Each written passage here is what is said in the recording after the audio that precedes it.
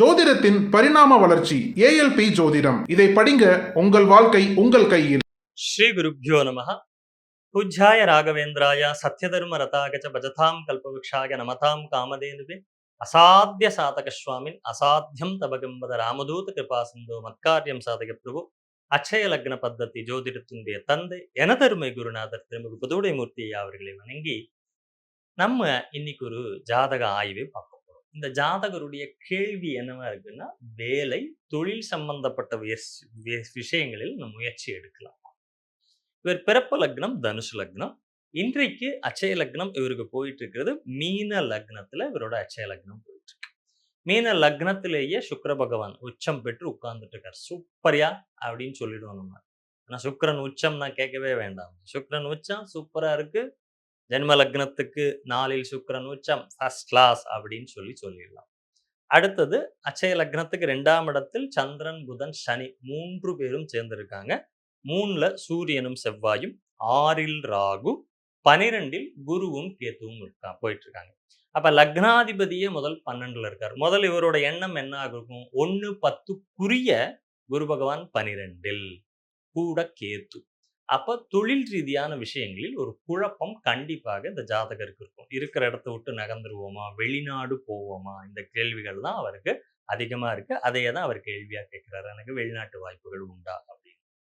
அட்சய லக்னத்துக்கு 12ல குரு இருக்கிறப்ப இருக்கும் இடத்தை விட்டு நகரணும் அப்படின்னு தான் தோணும். கேத்துவும் 12ல இருந்தார்னா கண்டிப்பாக வருமானம் தேடி நான் வெளிநாடு போகிறேன்னு சொல்லி விரயங்களை ஏற்படுத்தி கொள்ளக்கூடிய சந்தர்ப்பங்களை கொடுத்திருக்கும். இப்ப இருக்கிற இடத்திலேயே இவருக்கு இம்ப்ரூவ் ஆகக்கூடிய, மேன்மை பெறக்கூடிய வாய்ப்புகள் அதிகமாகவே இருக்கு.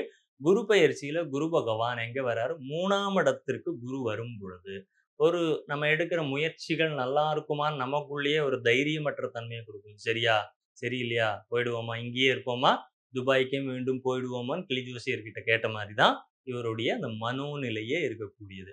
அப்ப என்ன சொல்லணும்? நீ இங்க இருக்கிறது தான் நல்லது. பாரதி ராஜாவே வந்திருக்காருயா, கலைத்துறையில் நீ சாதிப்பேன்னு சொல்ற மாதிரிதான். அப்ப சாதிக்கக்கூடிய தன்மைகளில் இந்த ஜாதகம் போயிட்டு இருக்கு. இந்த அடுத்து வரக்கூடிய இந்த குரு பெயர்ச்சி இவருக்கு தொழில் ரீதியான விஷயங்களுக்கு அனுகூலம் இல்லாத சூழ்நிலையில் போக போகுது. அப்ப இவர் அந்த முயற்சிகளை எடுப்பது தவறு. அடுத்தது இந்த லக்னத்துக்கு 6ஆம் அதிபதியான சூரிய பகவானும் 3ல இருக்காரு. முயற்சி ஸ்தானத்திலேயே உட்கார்ந்துட்டு இருக்காரு. செவ்வாய் பகவானும் எங்க 3ல முயற்சி ஸ்தானத்துல உட்கார்ந்திருக்காரு. இப்ப இந்த மீன லக்னம் அட்சய லக்னமாக போகும் பொழுது செவ்வாய் பகவான் 3ல் இருக்கும் பொழுது எடுக்கிற முயற்சி அடிச்சா ஜாக்பாட்டு, இல்லைன்னா இறங்கிடுவேன். அப்ப இப்படியான ஒரு சூழ்நிலையில் இருக்கும் பொழுது இவருக்கு நம்ம நீ போனேன்னா சரியா வருங்கிறது அட்வைஸ் கொடுக்கறது தவறாக முடியும். இவர் அதற்கு அப்படியே முயற்சி எடுத்தாலும் இவருடைய அந்த பேப்பர் ஒர்க்ஸ்ன்னு சொல்லக்கூடிய விசா, பாஸ்போர்ட் சம்பந்தப்பட்ட விஷயங்கள்னால இவர் பிரச்சனைகளை சந்தித்து அதுக்கு முயற்சி எப்படி எடுப்பார்? அடுத்தது எனக்கு ஆகலைன்னு நம்ம இல்லீகலான முயற்சிகள் பணம் கொடுத்து சரி பண்ணி போயிடுவோன்னு நினைச்சு போகிற இடத்துல மாட்டிக்கக்கூடிய சந்தர்ப்பங்களை இந்த ஜாதகருக்கு கொடுத்துரும். அதே போல எதிராளிகள் சம்பந்தப்பட்ட விஷயங்கள், நமக்கு ஆப்போசிட்டா இருக்காங்க, ஒருத்தர் ரொம்ப நட்பா இருக்காங்கன்னு வச்சுக்கோங்க. அவர் இவருக்கு கொடுக்கக்கூடிய அட்வைசஸ் பார்த்தீங்கன்னா தப்பு தப்பாவே தான் இருக்கும். என்னப்பா இப்படியே இருக்க, எப்ப நீ முன்னேறது, இப்படியே இருந்தா நீ சரியாயிடுமான்னு சும்மா இருக்கிற சங்க ஊதி கெடுத்தான ஆண்டிங்கிற கணக்கா இவரை ஊதி கெடுத்து விட்டு உள்ளதும் போச்சுங்கிற மாதிரியான நிலைக்கு இந்த ஜாதகரை கொண்டு போய் சேர்த்து விடும். அப்ப இவருக்கு அடுத்தடுத்து நகரக்கூடிய கோச்சார நிகழ்வுகள் முக்கியம். அட்சய லக்னம், மீன லக்னம். இன்னைக்கு கேத்து 7ல் உட்கார்ந்துட்டு இருக்காரு. 10ஆம் இடத்துக்கு 10ல் இருக்கிறதுனால அப்படியே அதை அப்படி பண்ணிடுவோங்கிற ஒரு வெறித்தனம் வரலாம். அடுத்து கேத்து சிம்ம ராசிக்கு போகும் பொழுது தொழில் ரீதியான விஷயங்கள் இவருக்கு அனுகூலம் இல்லாம தொழில் ஸ்தானத்திலேயோ இல்லை தானே அதற்கு முயற்சி செய்து அதை கெடுத்துக் கொள்வார். 1.5 வருஷம் கழிச்சு திருப்பியும் கடகத்துக்கு வருவார். அப்பயும் தொழில் ரீதியான விஷயங்கள்ல இவருக்கு சிறப்பா இருக்காது. அப்போ அடுத்து வரக்கூடிய கிட்டத்தட்ட ஒரு 3.5 வருட காலங்கள் தொழில் ரீதியாக எந்த விதமான முடிவுகளுக்கும் இவர் செல்லாமல் இருப்பது தான் இவருக்கு உச்சிதம். உச்சித சிகாமணியா நீ இருக்கணும்னா இதை கேட்கணுங்கிற மாதிரி தான். அதனால இது அவ்வளவு கோச்சாரமும் அவ்வளவு சிறப்பான நிலையில் இல்லை. இவருடைய அட்சய ராசியும் இப்ப பாத்தீங்கன்னா ரிஷபத்துல சூரிய திசை இவருக்கு நடந்துட்டு இருக்கு 3ஆம் இடத்துல.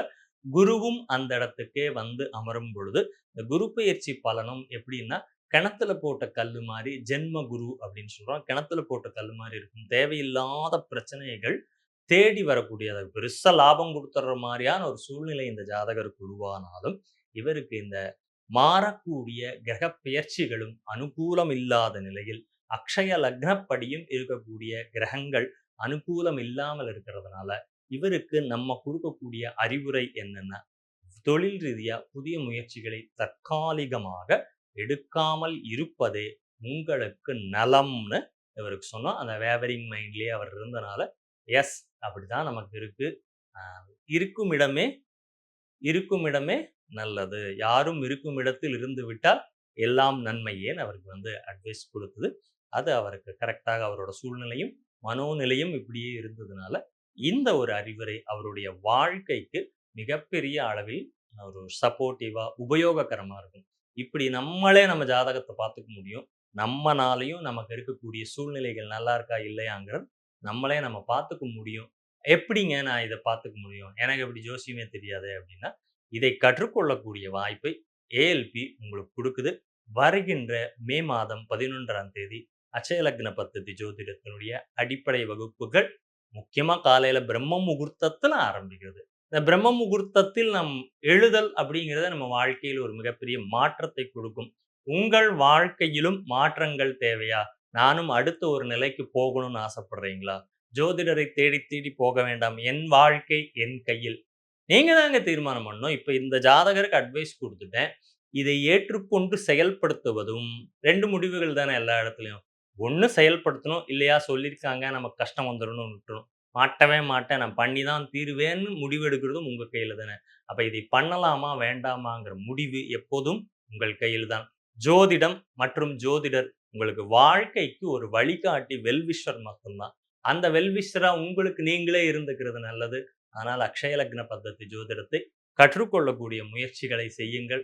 வாருங்கள் அக்ஷய லக்ன பத்ததி ஜோதிடத்தை ஒரு முறை படித்துதான் பார்ப்போமே.